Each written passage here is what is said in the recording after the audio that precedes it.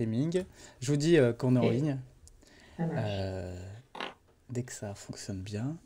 En tout cas, ça ne fait pas la même erreur que la semaine dernière. Dès que ça fonctionne bien. Bonjour. Salut! Bonjour! Bonjour. Je peux. Bonjour.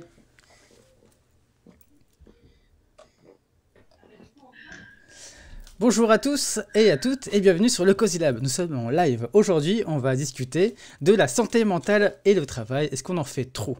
Pour en discuter, on accueille Chloé Chebenard, Chloé Siro et Jérôme. Rapidement pour vous dire pourquoi j'ai choisi ce thème, parce qu'on arrive à la fin du déconfinement. Et du confinement plutôt, on arrive au déconfinement et je me suis dit qu'on a passé beaucoup d'épreuves durant cette période-là, et on a beaucoup travaillé ou pas beaucoup travaillé, mais durant tous les cas, en fait, notre santé mentale a quand même assez explosé. Et je voulais du coup en parler avec vous.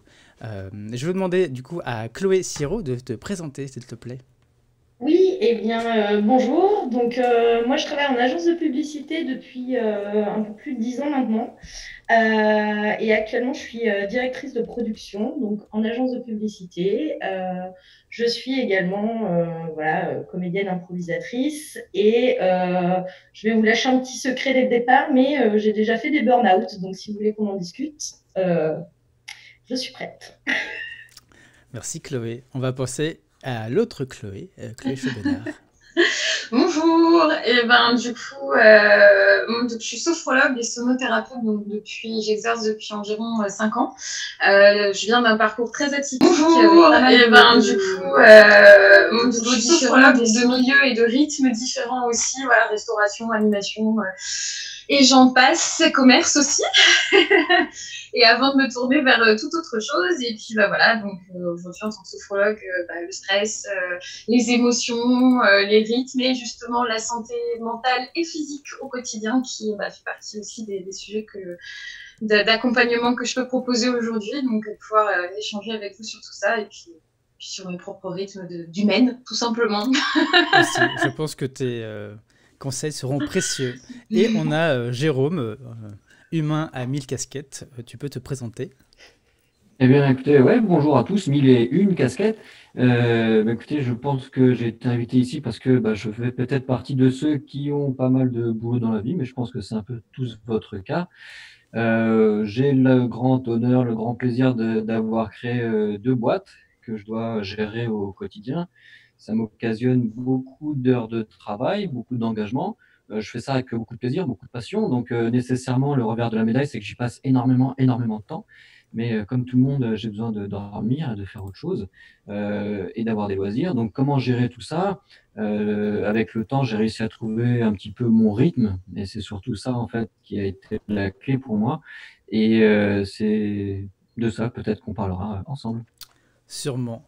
Avant de commencer le Cozy Lab, cette session, je vais demander, je vais dire à peu près les règles du Cozy Lab, comment ça fonctionne. Si vous voulez prendre la parole ou poser une question, vous pouvez juste ouvrir votre vidéo et poser votre question. C'est aussi simple que ça. Levez la main, moi je vous vois et je vous laisserai la main. Ou alors vous pouvez aussi écrire sur le chat du Zoom, ou pour ceux qui nous regardent en live sur Facebook, vous avez totalement le droit aussi de nous écrire aussi sur le chat Facebook et je les remontrerai après. Pendant cette discussion, le plus simple est qu'on puisse discuter tous ensemble sur cette thématique-là. N'ayez pas peur de poser des questions, n'ayez pas peur de réagir, on est là aussi pour ça. Et du coup, je demandais à quelques-uns, s'il vous plaît, d'ouvrir vos caméras.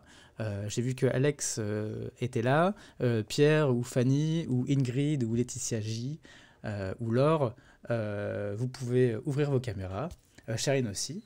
On va commencer par Laetitia J. Est-ce que tu peux rapidement te présenter en une phrase qui tu es, qu'est-ce que tu fais et qu'est-ce que tu viens chercher dans cette discussion? Alors, je sais pas si on m'entend On déjà. t'entend très bien. C'est bien. Moi, je suis professeure de technique vocale à mon compte et chanteuse professionnelle à côté. Donc, je gère mon propre business. Donc, je viens un peu par curiosité, ce que je connais un petit peu Chloé Chaubernard aussi. Donc, voilà. D'accord, merci. Charline, qui était arrivée, une des premières, est-ce que tu peux te présenter en quelques mots aussi, la même chose?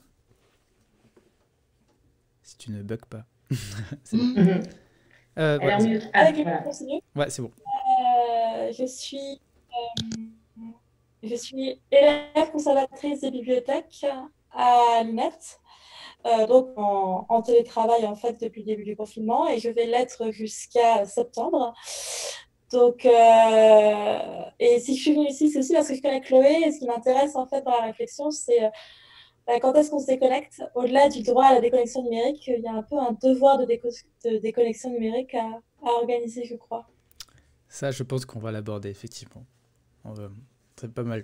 Je pense qu'on va la reposer. Si je l'ai oublié, tu pourras toujours reposer cette question-là. Laure, est-ce que tu peux te présenter aussi en une phrase? Qui tu es, qu'est-ce que tu fais, qu'est-ce que tu viens chercher?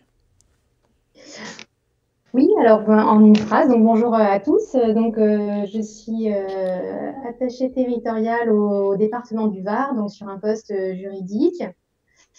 Et voilà, donc j'ai une forte tendance au surmenage, peu importe le contexte de travail en fait, certainement lié, je pense, à l'organisation dans laquelle je travaille et aussi à mes organisations internes.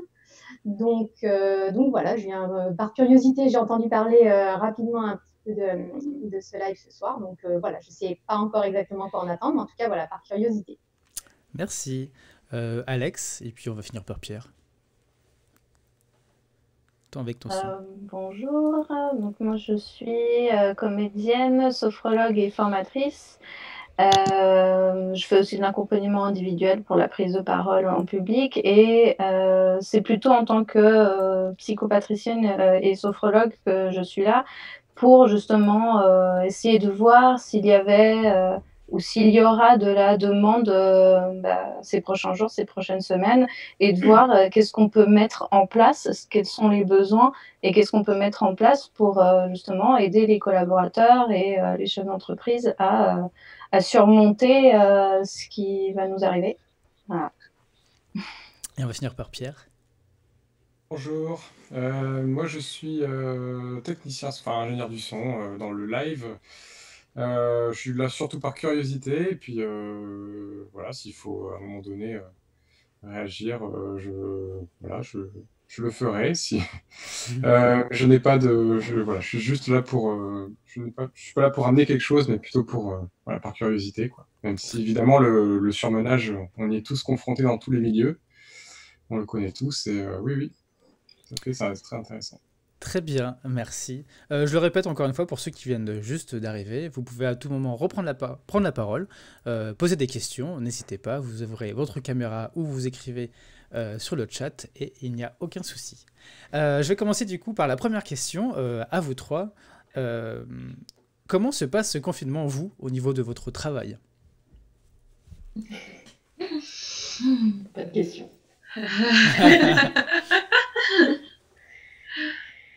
Vas-y, Chloé. Eh bien, écoute, personnellement, moi, très bien pour moi. Très, très bien pour moi. Je trouve que, justement, en fait, il y a un bon équilibre vie pro et vie perso. Le fait de gommer les transports, le stress, en fait, qui peut venir un petit peu, qui est annexe, en tout cas, n'est plus là. Alors, il prend peut-être une forme différente. En tout cas, pas chez moi. Finalement, je me sens assez bien. En revanche, moi, je l'observe après chez différents collègues. Et voilà, les réactions sont tout aussi multiples que le nombre de collaborateurs. Voilà, il y a des très bonnes choses qui en émanent. En fait, je pense, j'aime bien souligner les points positifs, donc je vais souligner celui-ci parce que en ayant parlé un petit peu autour de moi, c'est vraiment celui qui remonte. Le fait de traverser une crise qui est traversée par tout le monde, ça change les rapports dans l'entreprise puisque bien évidemment, on va dire de manière habituelle, les personnes ont des enjeux un petit peu différents selon les positions hiérarchiques, selon ce qu'ils font.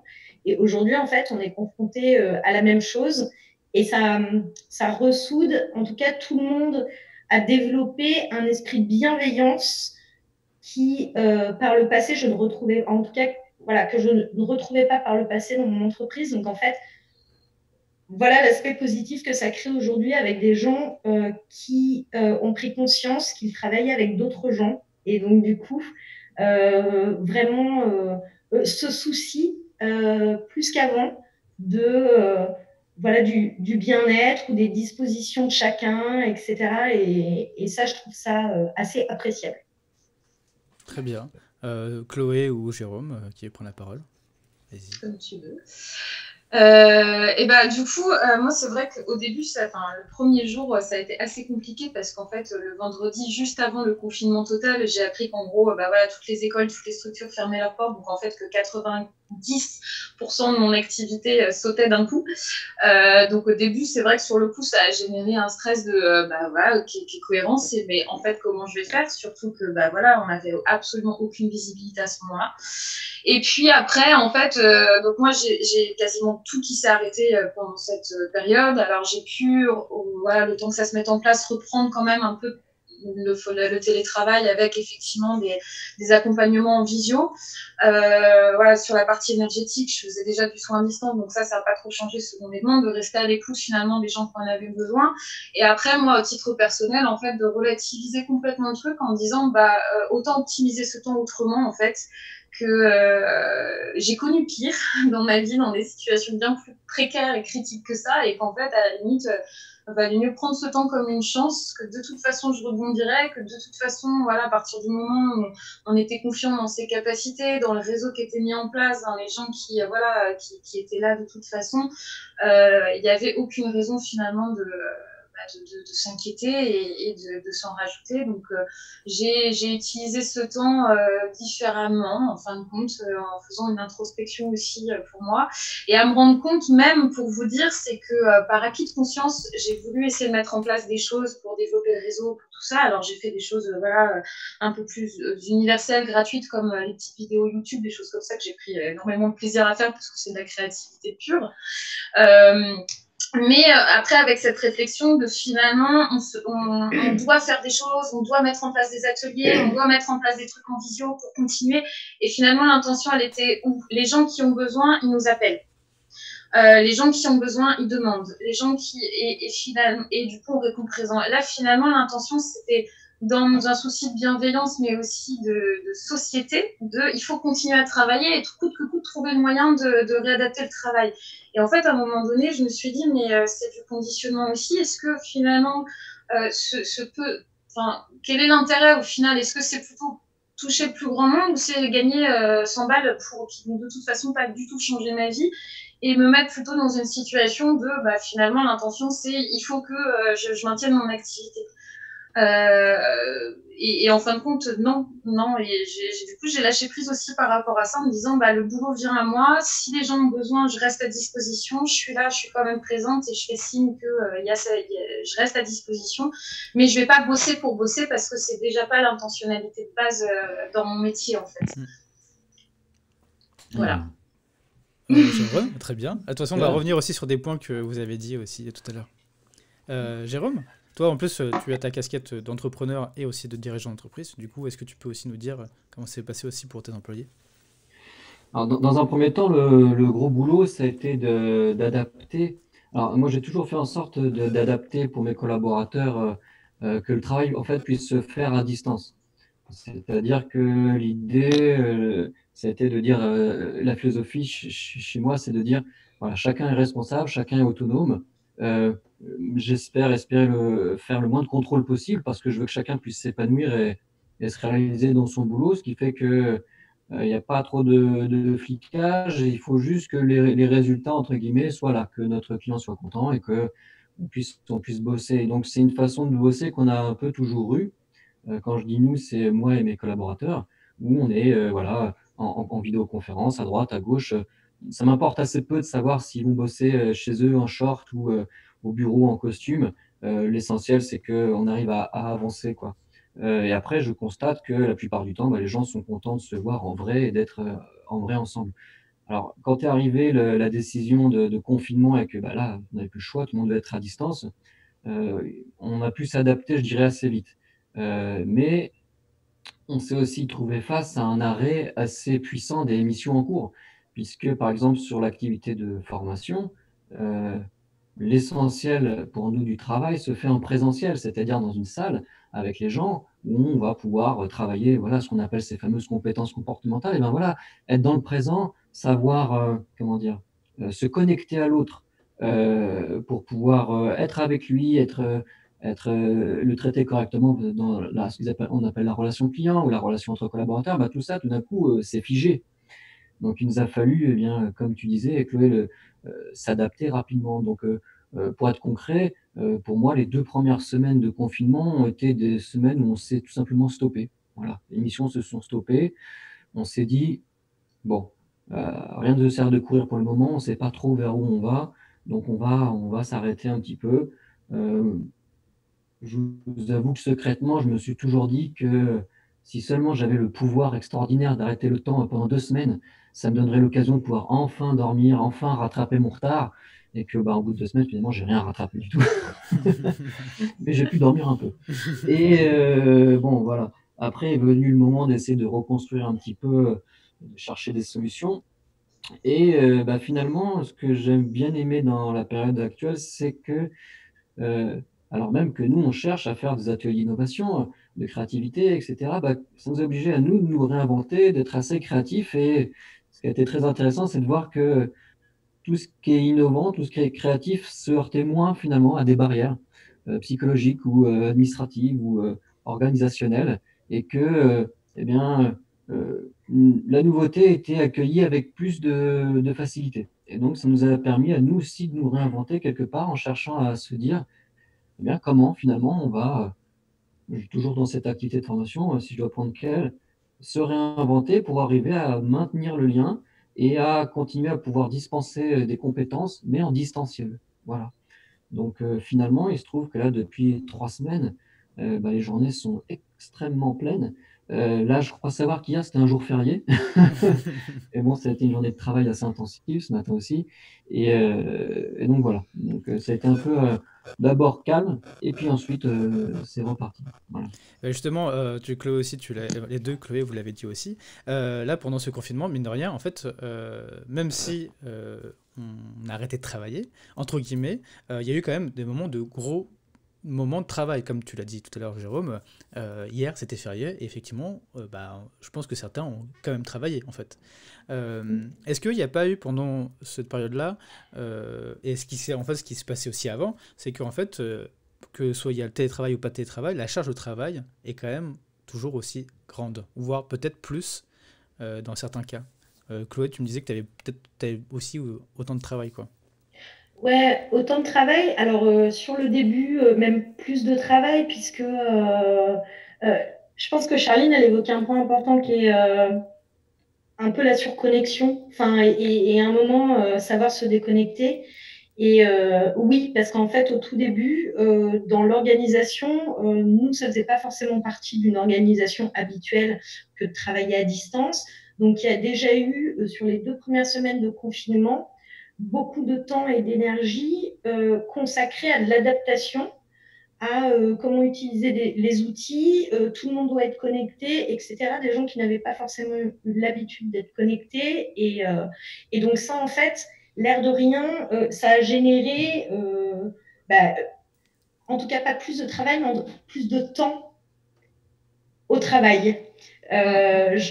Voilà, en fait, je dois me mettre à niveau. Mince, il faut que je fasse ça, ça me prend plus de temps que d'habitude parce que j'ai pas l'habitude d'utiliser ces outils, etc. Et donc, en fait, oui, nous, en termes de charge, rien n'a changé, voire le temps consacré a un petit peu augmenté dans le sens où, bah voilà, faut se connecter. Et en parlant de connexion, il y a un espèce d'effet pervers, en tout cas que j'ai observé, je sais pas, et franchement, c'est intéressant aussi de savoir les uns les autres, mais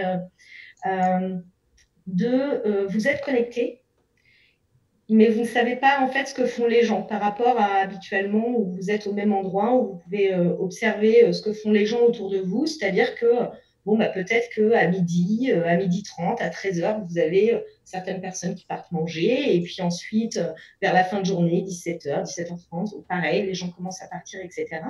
Là, en fait, on ne se voit pas. Et je me suis rendu compte de quelque chose, c'est-à-dire que le temps est complètement différent pour tout le monde, sauf qu'à distance, comme on ne voit pas l'autre, on va le solliciter. Alors que, enfin, moi, ça m'est arrivé, en fait, je suis sollicitée alors que je suis en pause déjeuner. mais vous entendez les petites pop-up, les petits emails qui tombent, etc., ce qui est assez, voilà, et vous vous dites, ah ben mince, je serai en présentiel, les gens ne viendraient pas me déranger, ils le voient en fait, je mange, voilà. Donc il y a ces petites choses comme ça. C'est la question de la Voilà. disponibilité, en fait. Du coup, vu Ouais. que les gens sont en télétravail, est-ce que on est toujours disponible sur un large temps, en fait? Exactement, et c'est pas le cas. Et donc du coup, voilà, c'est connexion ne rime pas avec disponibilité à 100% sur 24 heures. Je sais pas comment ça a été pour. Est-ce que tu l'as vu aussi, Chloé, sur les différentes pratiques que tu as fait, ou Jérôme, pareil, est-ce que tu l'as vu aussi, Mhm. ce souci, qui peut être aussi d'un côté avantageux, mais aussi Mhm. désavantageux? Alors, moi, si je dois répondre à ça, je sais que ce qu'on a mis en place, mais déjà depuis un petit bout de temps, on continue à l'appliquer. C'est un concept qui dit, à un moment donné, on tire le rideau. Ok. C'est comme si on avait une boutique, à un moment donné, on tire le Mm. rideau, c'est fini, c'est fini. Voilà. Comme les chiens, on tire le rideau. Non, mais c'est important de poser un rythme, ouais. Mm. Voilà, c'est ça. Et c'est l'idée de dire qu'on va essayer d'être orienté sur la tâche et voir comment évolue la tâche, sachant qu'on est tous délocalisés et qu'on accepte le fait que si on pose une question, si on envoie quelque chose dans notre environnement vers les autres, que cette personne peut nous revenir que plus tard. Parce que sinon, bah, on va tous s'astreindre à une disponibilité permanente et là, bah, c'est le craquage complet, hein. On en vient à regarder ses mails dans le lit avant de dormir et compagnie, on n'arrête plus, donc à un moment donné, faut fermer la boutique. Toi, qu'est-ce que tu préconises aussi, Chloé?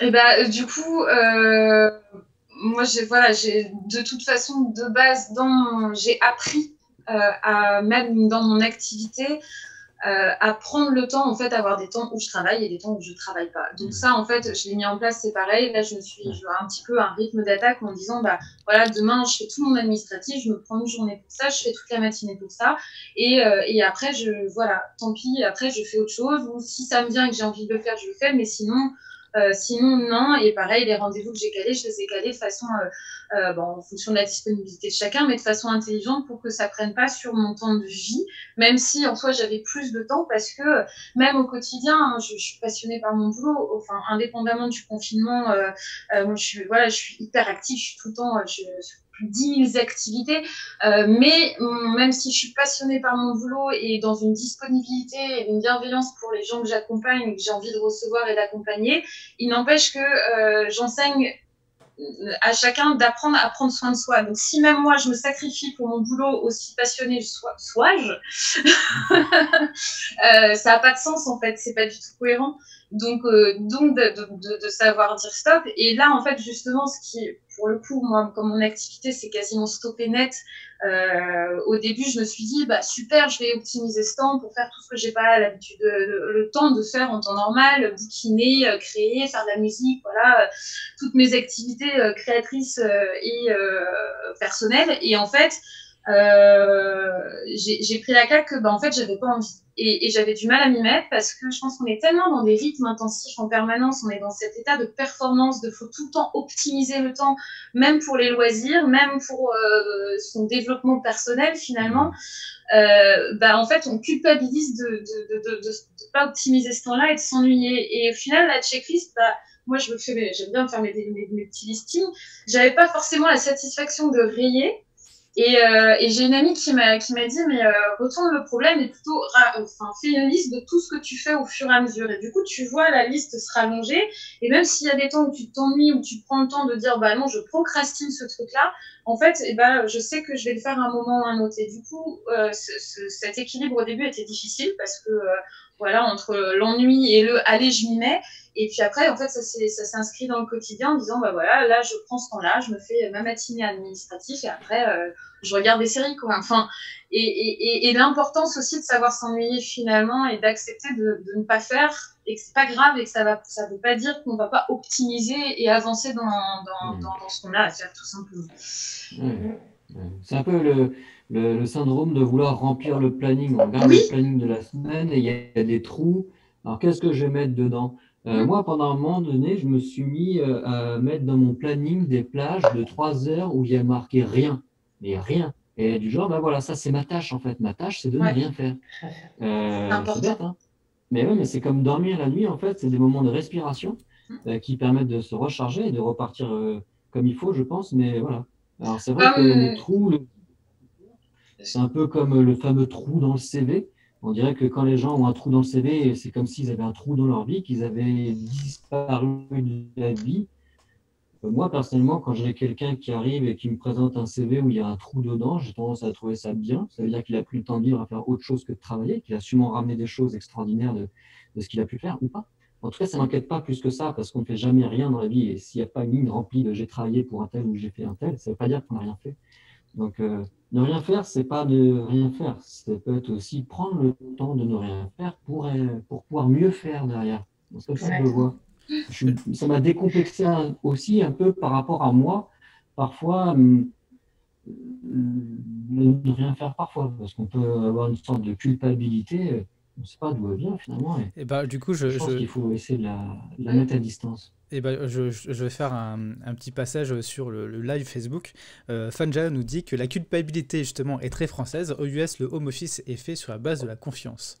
Et elle disait aussi que, en fait, elle disait aussi que certains zappent la vie des autres et qu'il y en a certains qui ont une vie de famille à gérer aussi pendant le confinement. Ça aussi, il faut aussi le prendre en compte. Mais là, je reviens sur la culpabilité. Est-ce que, à force d'optimiser, de se rendre coupable, est-ce que du coup on n'a pas une surcharge mentale, du coup on peut risquer aussi un burn-out, même sur son loisir, même sur son temps de travail. Est-ce que d'un coup notre cerveau ne se surchauffe pas? Bah, c'est certain. C'est même, enfin, au-delà de en plus, ouais, par rapport au travail spécifiquement, on est conditionné. Moi, je sais que voilà, dans mon parcours de vie, j'ai fait des boulots très intensifs et très, voilà, très durs, entre guillemets. Et je sais que je suis pas feignante. Mais j'ai pris le temps justement de m'intérioriser, de savoir quel chemin j'avais envie de suivre. Voilà, j'ai essayé plein de trucs avant de tomber sur la sophrologie. Et combien de fois j'ai entendu ma mère me dire quand j'étais plus jeune, oui, tu as un problème avec le travail, tu veux pas travailler, moi à ton âge, enfin voilà, des trucs assez classiques, je pense, dans le conditionnement de il faut travailler, travailler, travailler, travailler, sinon tu es forcément un feignant. Alors que bah non, en fait, chacun son rythme, à partir du moment où le boulot est fait, à partir du moment où il y a de la rigueur quand on y est, et que de trouver cet équilibre et de dire bah en fait non j'ai pas c'est juste que je prends aussi le temps de vivre parce que le temps de vie vaut plus que tout le reste, que notre vie ne devrait pas, à mon sens, dépendre, notre existence ne devrait pas dépendre d'un système, même si effectivement il nous sert à évoluer et à s'inscrire dans la communauté. Je pense que c'est important à un moment donné de se dire bah, finalement pourquoi je suis là et qu'est-ce que j'ai envie de faire. Surtout avec la question des retraites qui s'allongent. Enfin, là, moi, je sais que ce temps-là, même de confinement, je me suis dit, mais et pas que moi, même dans mon entourage, mais c'est peut-être ce temps-là, c'est peut-être le dernier temps en étant, entre guillemets, obligé de rester chez soi, en étant, entre guillemets, payé au mieux que possible avant la retraite. Et on se dit, mais c'est presque inadmissible. Et on culpabilise même, finalement, des fois, de se dire, on n'a pas de problème. C'est que c'est très français aussi, indépendamment du travail, il faut toujours qu'il y ait quelque chose qui aille pas. Donc, quand ça va bien, il y a les problèmes du quotidien évidemment, mais que globalement on est dans une bonne santé mentale parce qu'on a trouvé un bon équilibre et que les gens nous disent ça va toi, bah oui ça va. Il y a presque une culpabilité encore plus profonde de juste être bien et être équilibré dans sa santé mentale en fin de compte au quotidien, que ce soit par le travail ou même dans sa vie sociale. Et je pense que le problème il est là, c'est cette culpabilité sociétale en fait de faut toujours être à fond, faut toujours être dans la souffrance, dans faut que ce soit difficile pour atteindre les objectifs et il faut être tout le temps à fond quoi. Alors que bah nous la vie c'est pas ça quoi. Bah, à mon sens. Moi, je suis assez d'accord, c'est-à-dire qu'on est un peu, c'est un peu comme si l'immobilité était coupable. Ne pas bouger, ne rien faire. Ça me fait penser un peu en improvisation, parce qu'on a ce point commun avec Chloé, avec Flavien et d'autres que je vois ici, des improvisateurs. Et s'il y a quelque chose qu'on apprend, je pense, dans l'improvisation qui est important, c'est être à l'aise dans le silence. Vous avez tous vu comment vous êtes autour d'une table, tout d'un coup il y a un silence, tout le monde a tiens, un ange passe, vous faites il y a toujours quelqu'un, on se sent mal. Il y a quelque chose qui va pas, ouais, être dans le silence, c'est pas, ça va pas, c'est comme de l'immobilité, ça marche pas. Alors que, voilà, on apprend à être à l'aise dans le silence, à jouer avec. Et juste pour finir là-dessus, je me suis toujours dit que quand on est bien avec quelqu'un, c'est quelqu'un à qui on peut rester dans le silence sans qu'on se soit mal à l'aise. c'est une preuve de bien-être finalement, être à l'aise dans le silence. Eh ben, c'est pareil, peut-être être à l'aise dans l'immobilité, dans le non-faire. Alors, on n'appelle pas ne rien faire, je pense, tout ce temps qu'on est. Euh, mais je pense que pour être efficace et bien travailler, bah, il faut aussi savoir ne rien faire, enlever cette culpabilité. Et moi, je rajouterais que c'est très difficile. Donc, effectivement, c'est un espèce de conditionnement derrière avec des injonctions de performance, de peur aussi de finir sans travail. Et encore plus, finalement, enfin, c'est horrible, mais dans ce contexte de confinement où moi, j'ai vu des collègues être en chômage partiel, le vivre comme une punition, en fait, vraiment. Et alors qu'en fait, très honnêtement, enfin, je sais pas, mais alors qu'en fait, c'était limite du temps qui leur était donné en disant, bah, allez-y, vous allez être payé de manière quasi équivalente et vous ne travaillez pas 50%, voire plus de votre temps. Il y a des gens que ça a tétanisé et je pense que ça a réveillé chez eux justement toutes ces peurs-là de se dire, ah mince, je ne vais pas être performant, il faut que je travaille que sur une demi-journée, j'ai jamais fait ça. Et puis en fait, bah, je ne suis là qu'une demi-journée, donc je ne suis pas utile pour mes collègues. Et voilà. Et donc ça a monté un petit peu un niveau d'angoisse. Enfin,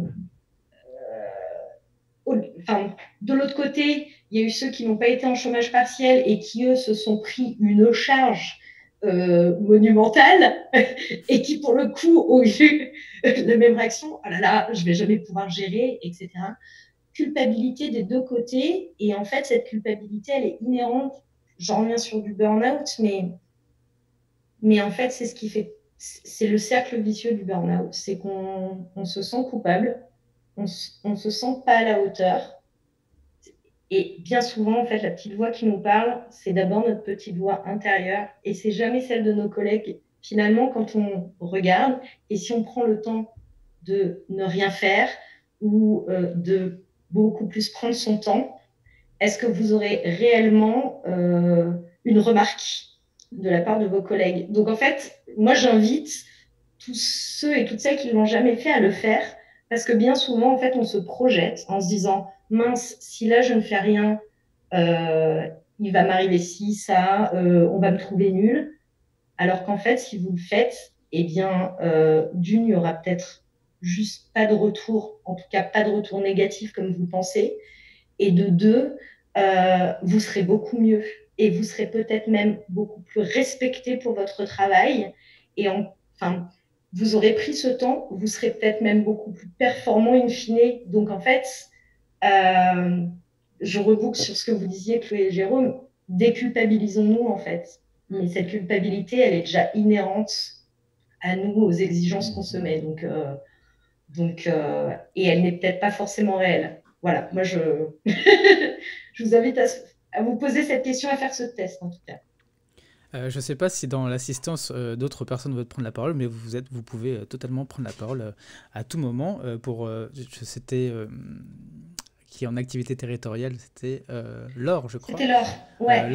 Laure, si je ne sais pas si pour toi, en fait, effectivement, il y a une surcharge au travail, etc., et du coup, tu es dans la même capacité, tu peux prendre la parole. Oui.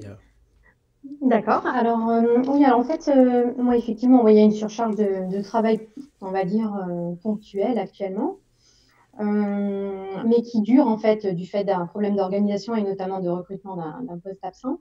Mais c'est vrai que moi, j'étais en train de me dire, en écoutant effectivement les justifications sur le surmenage qu'on peut ressentir, donc le regard des autres, la culpabilité, moi, c'est vrai que c'est pas ça qui me conduit au surmenage, c'est plutôt une exigence vis-à-vis de moi-même de dire, ben là, du coup, j'ai plus de temps, donc je vais pouvoir rattraper mon retard et travailler plus. Donc, c'est plutôt une logique de performance, en fait, et d'exigence personnelle. Puisque du coup, là, effectivement, le regard des autres, on peut l'imaginer du fait qu'ils ne sont pas devant nous. Mais comme ils ne sont pas devant nous, quelque part, on ne les voit pas non plus. Donc, on a moins ce regard. Ou alors, on peut juste l'imaginer, comme vous disiez tout à l'heure. Donc, voilà, juste pour ajouter ça aussi, ça peut être aussi un motif, un autre motif de surmenage. Moi, je suis on ne peut plus d'accord. C'est-à-dire que dans le surmenage, c'est qu'à un moment, on a une journée de 24 heures. Donc, on se dit que finalement, on va, sur cette journée de 24 heures, dédier aux besoins primaires qui sont manger et dormir une partie de ces heures. Et puis tout le reste, finalement, c'est du potentiel de travail. Et ben non. Et ben non. Surtout. C'est-à-dire qu'en fait, moi j'ai constaté que en réalité, le potentiel de travail, il est en fait limité. Même si on a plus de temps, on organise sa journée différemment. Mais en fait, je me rends compte que j'arrive pas à produire plus. En fait, je produis exactement la même chose, mais dans des meilleures conditions. Alors du coup, c'est personnel à moi parce que j'ai plus de calme et moins de sollicitations. Mais en fait, je n'arrive pas à produire plus. Donc, en fait, je me dis simplement, je suis dans d'autres conditions de travail, mais je ne suis pas dans des conditions de travail qui me permettent de produire plus ou moins, d'ailleurs. Jérôme, si En tu fait, veux. c'est limité à mes capacités, quoi. Jérôme, et Ouais. après, on va laisser Chloé parler aussi. Vas-y, Jérôme. Non, moi, ça m'inspire que je suis assez d'accord sur le fait que je pense qu'on a une certaine capacité de travail, d'heures de travail qu'on peut mobiliser, ou à laquelle on ne peut pas aller. Moi, je me surprends à ce que là, pendant ces journées de confinement, je trouve que les journées passent quasiment plus vite que d'habitude. Alors pourtant que j'ai enlevé un temps de transport assez impressionnant. Et ça veut dire aussi, quand ça passe vite, que ma concentration est là, donc c'est plutôt pas mal. Mon plus gros problème, finalement, encore maintenant, c'est d'inscrire, comme tu disais, que je fais aussi des to-do list, hein, tu vois, je me dis, voilà ce que j'aimerais bien faire dans ma journée, dans ma semaine, de mettre encore trop de choses, de me projeter, d'avoir peut-être pas toujours encore la bonne estimation du temps qu'il me faut pour faire les choses correctement. Et malgré tout, des fois, il vaut mieux que je décompose une tâche sur 2 ou 3 jours parce que je vais passer la nuit dessus et il va falloir que j'avance dans un sens pour me tromper, pour apprendre, pour revenir, pour arriver à la solution. Ce qui fait que la composante du temps, la façon qu'on a de le gérer et la pression qu'on se met sur ce temps est effectivement complètement déterminante. Donc je comprends la problématique telle que vous l'évoquez, je la vis aussi. Et pourtant, je la travaille aussi depuis longtemps, hein, pour essayer de trouver. Mais c'est pas simple. C'est pas simple. Et là où j'avoue que comme je vous disais, je me suis souvent dit, voilà, si je pouvais bloquer le temps, là, comme il y avait une série avant où on faisait comme ça bloquait le temps. Et voilà, si j'avais 2 semaines, je rattraperais tout mon retard, ça serait génial. J'ai passé 2 semaines à quasiment rien faire. Il y avait rien à faire. Et ça m'a fait un bien fou. Ça m'a fait un bien fou. Le monde s'est arrêté de tourner. Et j'ai dormi plus que ce que je pensais que j'étais capable de dormir. En fait, j'avais beaucoup de retard. Et c'est ce qui m'a redonné l'énergie pour revenir après, quoi. Donc, je pense qu'il y a aussi cet aspect-là, le fait qu'on va se challenger beaucoup trop. Et comme vous dites, nous-mêmes, en fait. Il y a une limite qu'on ne peut pas franchir. C'est comme ça, on est des humains. C'est ça. Et en plus de ça, la notion justement de concentration et de savoir se déconcentrer. Les temps de pause, ils sont hyper importants. Je travaille avec beaucoup d'étudiants, lycée, collège, voilà, donc déjà sur la notion de performance, en fait, quelle qu'elle soit, qu'on soit sur une performance scolaire, intellectuelle, qu'on soit sur une performance artistique, sportive, qu'on soit sur une performance professionnelle. Dans tous les cas, en fait, c'est d'où l'importance d'apprendre à se connaître dans ses capacités, dans son taux de concentration, dans son taux d'implication dans ses besoins physiologiques, puisque déjà, de toute façon, un adulte normalement constitué ne peut pas rester plus de 40 minutes focus sur la même chose sans avoir besoin ne serait-ce que de bâiller, de s'étirer, de respirer, de prendre ne serait-ce que 10 secondes justement de déconcentration. Et même pour dire, je pense que c'est la même chose quand on est sur scène et c'est la même chose quand on est sur un terrain de sport. Il est dans la préparation mentale, entre autres pour les sportifs ou même pour les artistes, c'est exactement la même chose. C'est à quel moment je sais que je peux me déconcentrer, repérer le moment où, tiens, là, je prends 10 secondes pour souffler, pour m'étirer, pour bouger, pour réinscrire le corps, faire comme finalement un reset, une réactualisation pour pouvoir s'y remettre de façon plus performante. Surtout pour les gens qui travaillent justement sur une concentration mentale excessive donc en télétravail ou quand un étudiant qui révise, normalement, on devrait pouvoir s'autoriser à toutes les 30 minutes se mettre un réveil qui va nous permettre de dire, OK, là, J'ai pas besoin de penser à faire une pause. Mon réveil est là pour ça. Ok, là, ma petite sonnerie. Ok.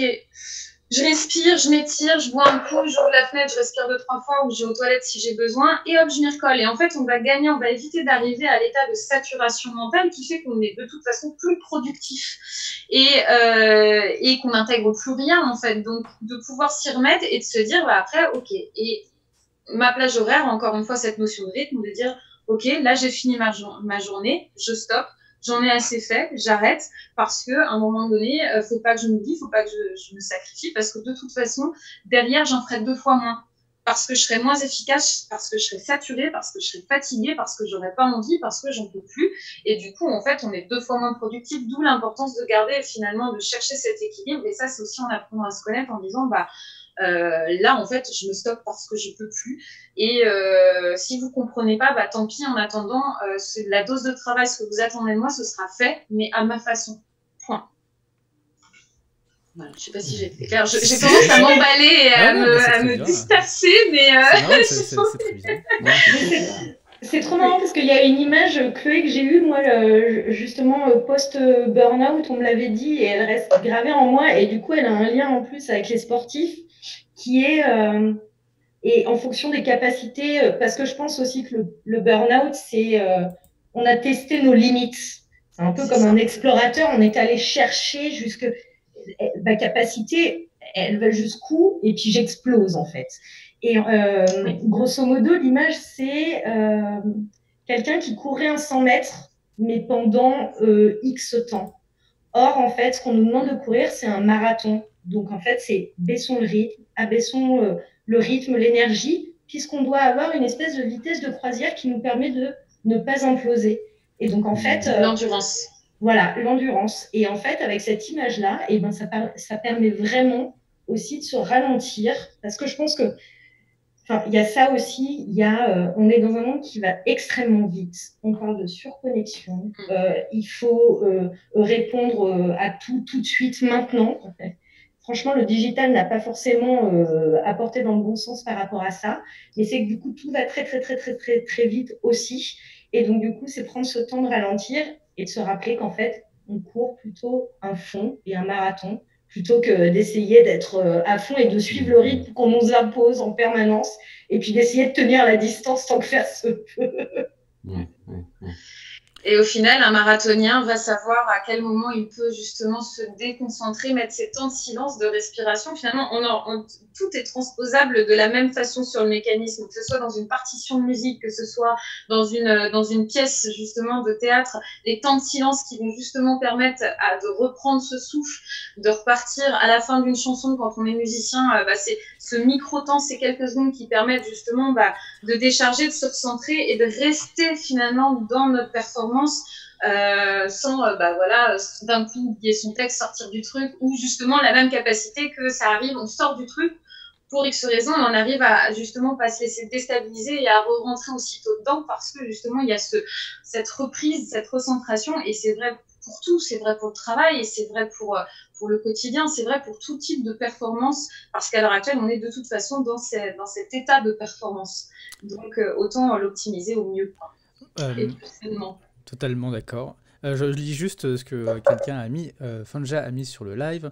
Dans son cas, a aimé les passages rapides de la journée sur le compte de la sursollicitation entre le boulot, la classe pour faire suivre la scolarité, les activités supplémentaires à faire non-stop et tout cela dans une journée et sans pause quasiment. Du coup, effectivement, comme vous dites tout à l'heure, en tout cas, Fonja est complètement fatigué. Je sais que, Jérôme, tu peux aussi répondre dessus, mais tout à chacun, dans la conversation, vous pouvez prendre la parole. Il suffit juste d'activer votre caméra ou votre micro et vous pouvez prendre la parole. Ouais, bonjour. Fanny, bonjour. Je voulais intervenir. Déjà, vous remercier énormément pour ces échanges qui sont très importants, de rappeler ce que vous avez rappelé, de parler de l'exigence qu'on se met, et puis là, comme tu disais Chloé, avec la comparaison avec le sportif et le burn-out et l'explorateur, c'est vraiment ça. Et moi aussi, je suis en télétravail depuis le début, et à vous entendre, j'avais envie juste de partager une image, c'est à quel point on confond l'humain et presque la machine et l'ordinateur. Oui. Parce que ne mélangeons pas que l'ordinateur, c'est un outil de travail. Et c'est vrai que indirectement et inconsciemment, on a l'impression que nos employeurs et puis nous-mêmes, et puis entre collègues, en fait, on se compare à cette chose par laquelle on travaille, alors que ce n'est pas nous, quoi. Donc voilà, et une fois de plus, je vais juste partager à quel point c'est très important de répéter et de répéter et de répéter comment fonctionne l'humain et à quel point on n'est pas des robots, on n'est pas des machines. Et si on veut se réapproprier notre nature, et tiens, ça fait un peu écho aussi à ce qui se passe dehors et à la nature en elle-même, apprenons à être humain ou plutôt réapprenons à le devenir, quoi. Parce que vraiment, ça va être très urgent. Oui, Pierre. Oui, je suis tout à fait d'accord avec ça. Après, je vais me faire l'avocat du diable, mais c'est vrai que je me replonge quand j'étais aussi, quand je travaillais dans des petites entreprises et qui galéraient parce qu'ils n'avaient pas de subvention, parce que il y a des comptes à rendre, parce qu'il y a les impôts, parce qu'il y a les taxes, il y a les ceci, il y a les machins, et que en fait, je me mets un petit peu à la place de celui qui embauche entre guillemets, et il faut voir aussi comment, mais qui va en fait tenter quand même. C'est-à-dire que si tu peux le faire, tu vas le faire. Si tu peux pas, tant pis. De toute façon, il peut pas faire autre chose. Mais en tout cas, voilà, il va au moins le tenter parce que ça vaut le coup de le tenter et pour essayer de sauver aussi l'entreprise. Et voilà, il y a pas. Après, c'est à nous après d'accepter aussi ou pas. Mais après, ça dépend aussi du contrat qu'on a. C'est-à-dire que si on est indépendant. Si on a des assurances chômage ou pas, ça en fait tout dépend de tout un contexte qui fait que finalement on va s'autoriser ou pas de prendre le temps ou pas. Enfin, il y a aussi tout un, enfin bon, après on élargit un peu peut-être le sujet, mais ce que je veux dire c'est que c'est pas si simple que ça, mais ouais, voilà, c'était juste une petite parenthèse comme ça, mais en tout cas je comprends aussi le pourquoi des patrons des fois qui y vont, en fait, ils se rendent pas compte, eux, ils ont des objectifs, ils y vont, ils balancent. Après, c'est à nous aussi de poser le cadre aussi, c'est un peu notre responsabilité aussi de se dire, ok, parce que nous, évidemment qu'on a envie de bien faire, toujours. Sinon, on peut pas se regarder dans la glace. Donc, on va le faire. Et puis, quitte à se mettre en danger, enfin, voilà. Mais c'est juste, ouais, ça, c'est avec le temps, en fait. On apprend petit à petit justement, à accepter ou dans des conditions, c'est l'expérience, quoi, je pense, mais qui amène à. Et aussi le statut qu'on a, aussi, mine de rien. Et l'éducation. Évidemment. Ah, c'est vrai. Oui. Avant de te laisser la parole, Laure, je voudrais juste que Jérôme réponde à ça et je te laisse la parole, Laure. Oui, en tant que chef d'entreprise, savoir si tu mets la pression. Alors, disons que moi, ce que j'ai pu constater, c'est qu'il y a une grande différence dans la façon dont on vit l'effort et ce qu'on a à fournir entre une contrainte subie et une contrainte choisie. Voilà. Peut-être qu'en tant qu'indépendant, créateur et dirigeant, on est dans la contrainte choisie. Donc finalement, elle nous pèse, cette contrainte, mais elle nous pèse un peu moins parce qu'on va avoir l'impression que personne ne nous l'impose et qu'on se l'impose. Et cette impression-là va peut-être donner un petit sentiment de liberté supplémentaire, même si évidemment, c'est un sentiment de liberté qui est très factice et qui a beaucoup de contreparties. Bien évidemment, chômage partiel n'existe pas, il n'y a pas vraiment de filet de sécurité, c'est différent. J'aime beaucoup ce que dit Pierre, entre autres, cette idée de l'inadéquation entre ce qu'on peut parfois nous demander et ce qu'on peut vraiment faire. J'interviens dans des entreprises où on organise ce qu'on appelle des workshops agiles, des ateliers où on va travailler tous ensemble, mais avec les managers, les collaborateurs, les équipes et tout le monde. Et souvent, on se rend compte que le plus gros travail à faire, c'est pas avec les équipiers, avec les collaborateurs, mais avec les managers pour leur faire comprendre que fixer un objectif à quelqu'un qui n'est pas tenable et qui n'est pas réalisable n'apportera de la satisfaction à personne, ni à lui, ni à la personne, le collaborateur qui a un objectif, et que donc avoir un certain sentiment de réalité, c'est une chose qui est très très importante. La réflexion que je me faisais également, c'est que aujourd'hui, on tire à fond sur la machine parce qu'on vit dans un monde de compétition, de concurrence.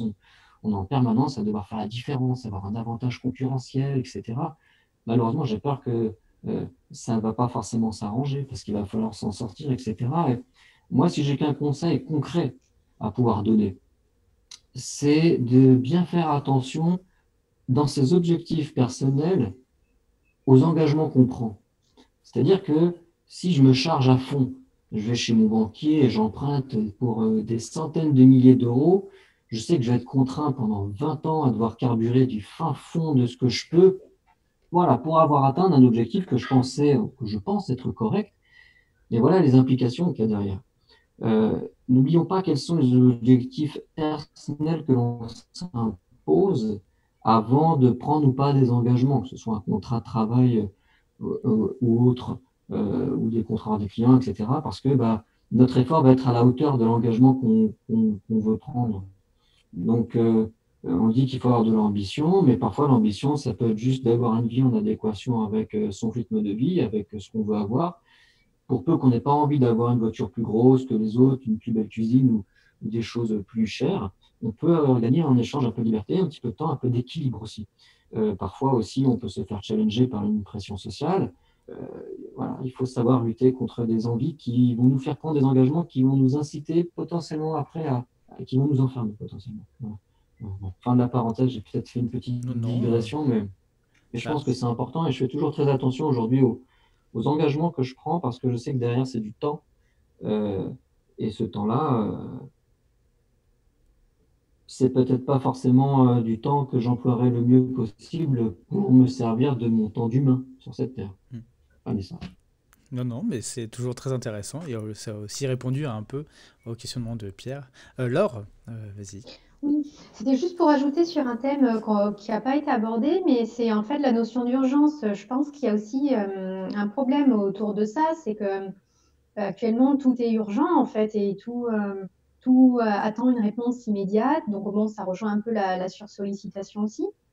Mais ce qui fait que du coup, en fait, on est toujours en train de décaler nos rythmes parce qu'en fait, comme on pense que tout est urgent, enfin en tout cas, on reçoit les messages comme étant urgents, donc exigeant une réponse immédiate. Et donc aussi, voilà, ça, je pense que c'est aussi une des problématiques. Alors qu'en fait, si on réfléchit, il y a 90% des choses qui ne sont pas du tout urgentes et qui peuvent tout à fait attendre. Exactement. Et ben moi, c'est ce que je disais récemment. Avant d'être directrice de production, j'ai eu une équipe et je manageais des chefs de projet. J'en ai une malheureusement qui aujourd'hui présente tous les signes d'un début de burn-out. C'est exactement ce que je lui disais il y a 2 jours. Et ça rejoint en plus ce que nous disait, je crois que c'était Charline, où on est défini comme une machine, alors que c'est Stéphanie, pardon, alors que c'est notre outil de travail. Et c'est ça, en fait, on n'est pas un robot. Et ce que je lui disais, ça rejoint ce que tu dis, Laure, c'est, il y a un moment, en fait, moi, je suis dans un travail, mais je ne suis pas au fast-food. C'est-à-dire que je n'ai contractuellement, avec qui que ce soit, que ce soit un collaborateur, avec un client, avec un prestataire, je ne suis pas tenue de donner une réponse dans l'heure. Donc, en fait, ce sentiment d'urgence, c'est la personne en face qui peut nous le mettre ou c'est nous-mêmes qui nous la mettons des fois. Et finalement, encore une fois, on se rend compte. En général, moi, j'essaie d'inverser la vapeur. C'est oui, c'est urgent, il me le faut pour maintenant. D'accord. Si je ne peux pas te le fournir pour maintenant, quelle est ta deadline? Et d'essayer en fait de renverser et de questionner aussi la personne en face sur le sentiment d'urgence, puisque comme tu le dis très bien, 90% du temps, ça peut être réglé bien plus tard. Et quand je dis ça, c'est parce que je peux le dire, parce que je n'ai pas un métier qui sauve des vies. Bien évidemment, si quelqu'un est en train de mourir devant moi, là, il y a un vrai sentiment d'urgence. Le sentiment d'urgence, il est tout relatif par rapport à l'activité qu'on a. Très honnêtement, sur la mienne, il n'y en a pas.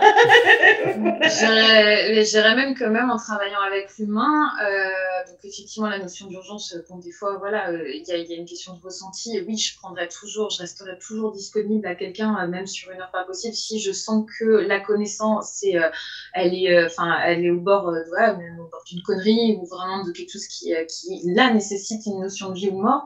Mais sinon, effectivement, moi j'ai même des patients qui se permettent de m'envoyer des messages dimanche soir 22h avec une question, avec un machin. Je ne réponds pas. ou même le dimanche dans l'après-midi, peu importe. Mon dimanche, c'est mon dimanche. J'estime que bah voilà, il faut survivre jusqu'à lundi matin et je leur répondrai avec grand plaisir à la première heure lundi matin. Mais mon dimanche, c'est mon dimanche et c'est mon temps de vie, même si je suis disponible. Il est hors de question que je prenne sur voilà, mon temps de vie personnel parce qu'il y a le boulot et que justement, je serais salariée dans une boîte où juste je fais un boulot lambda, je rentre, je pointe, je repars, voilà, et c'est fini.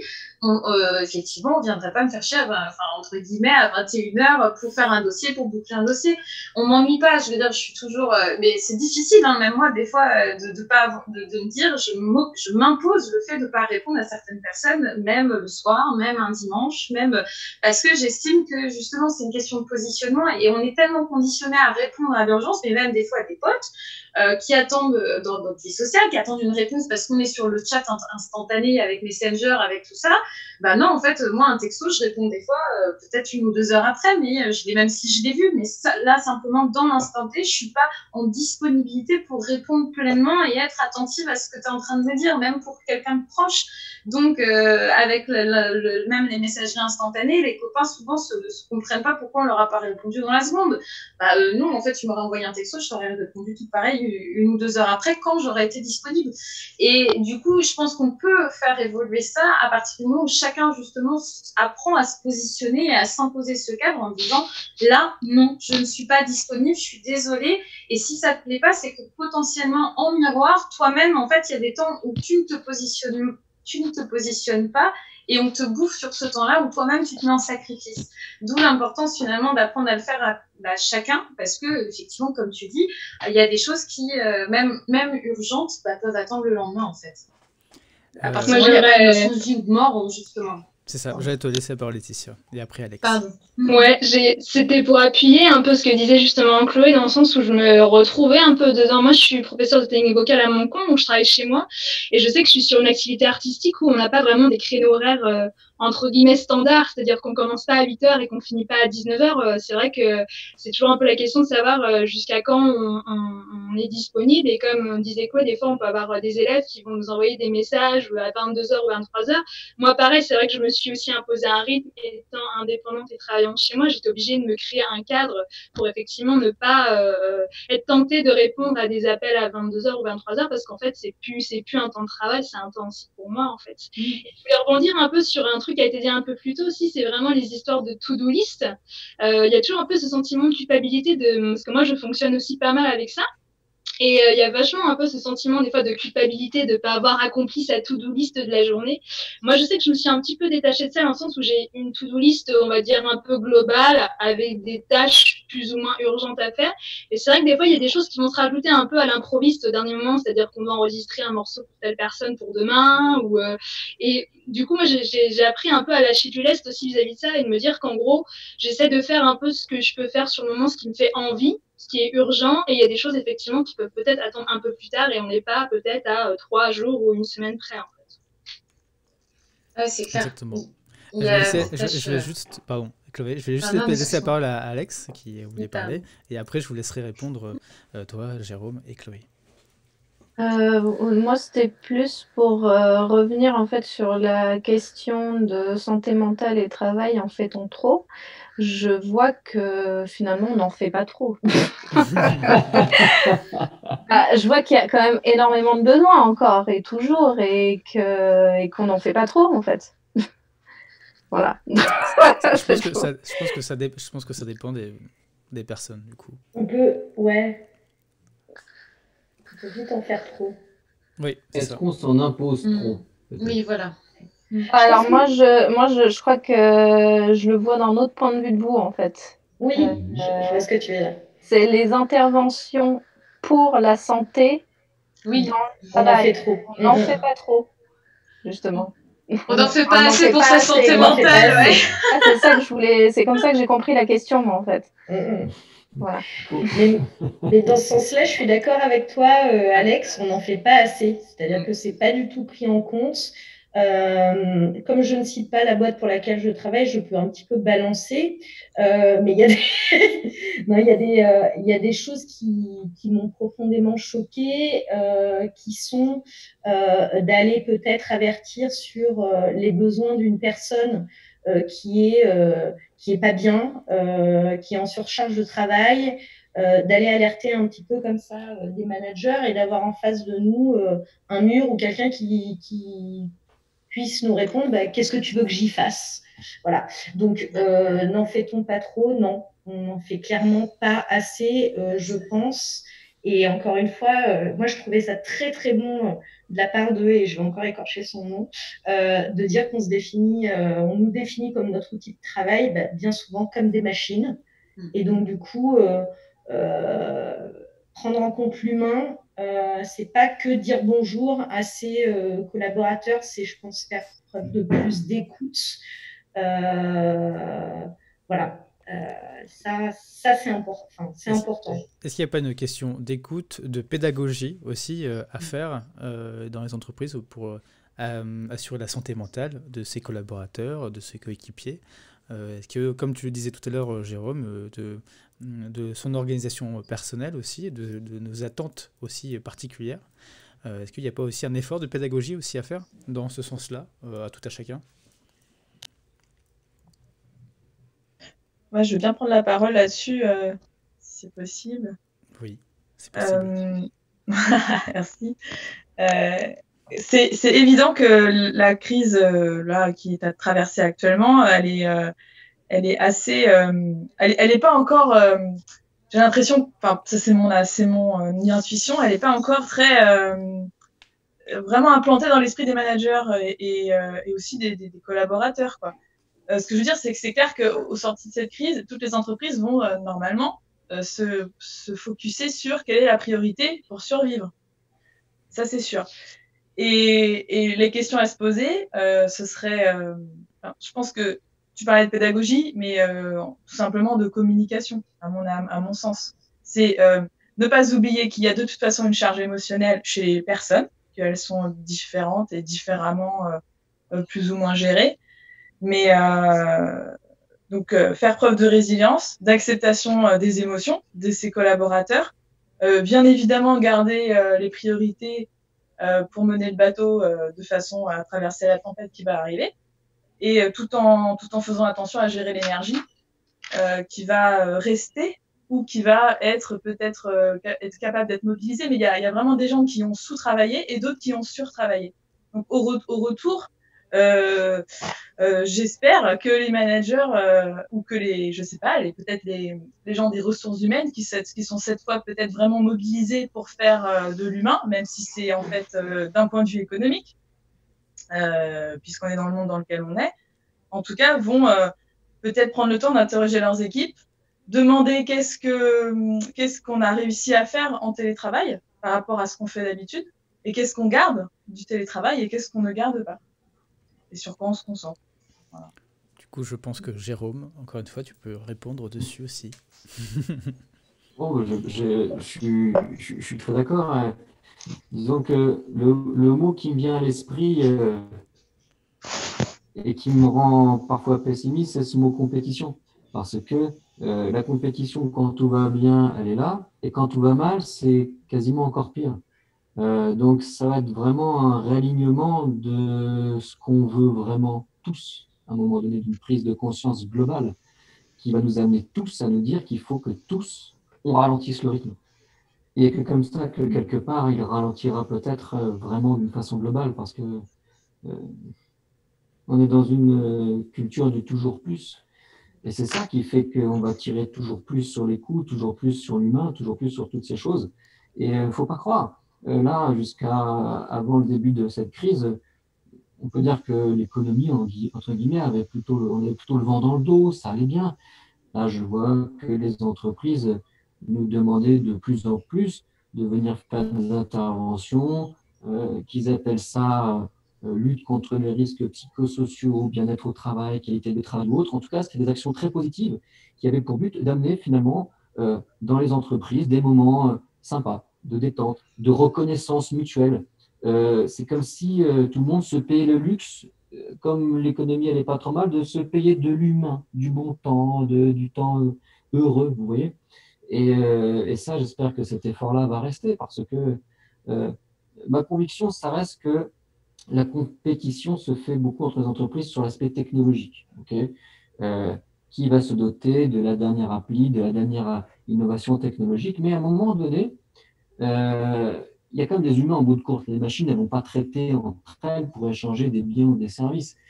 Et on devrait arriver à un niveau de technologie, bon an, mal an, à peu près égal. Et ce qui fera la différence à ce moment-là, c'est l'humain. C'est ce petit supplément d'âme qui change tout.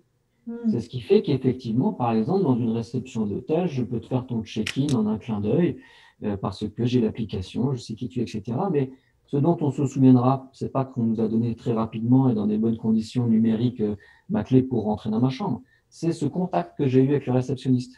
L'humanité ou pas qu'il a eu envers moi, ce supplément d'âme.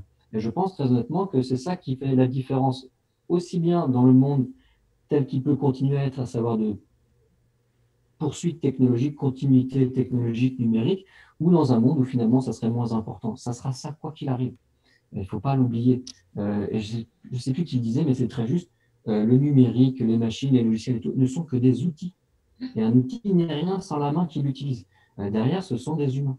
Et si on se souvient de ça, et qu'on continue de faire primer l'humain comme ça commençait peut-être insidieusement à être le cas, alors on peut peut-être toucher une véritable amélioration de nos vies individuelles, une baisse de la pression et une amélioration de nos vies.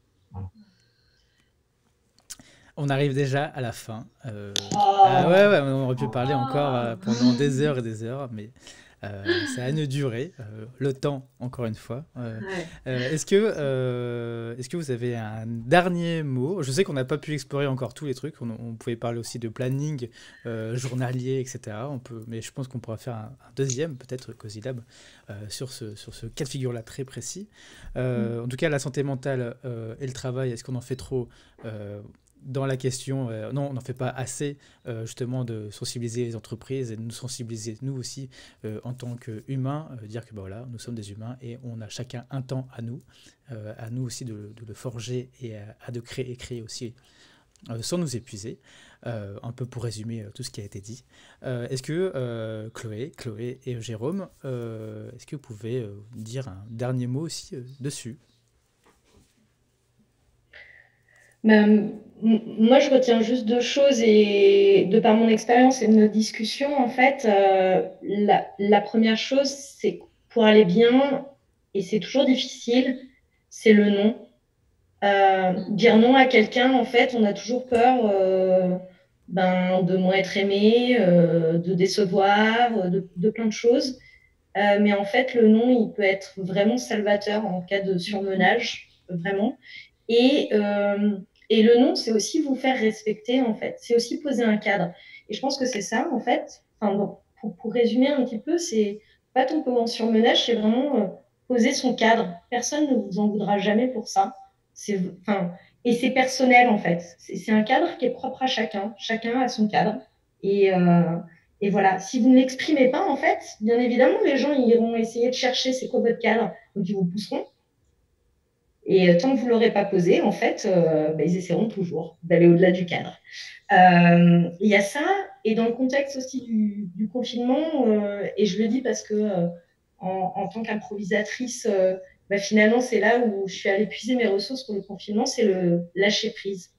C'est complètement lâcher-prise. Aujourd'hui, on ne sait pas du tout comment ça va se passer.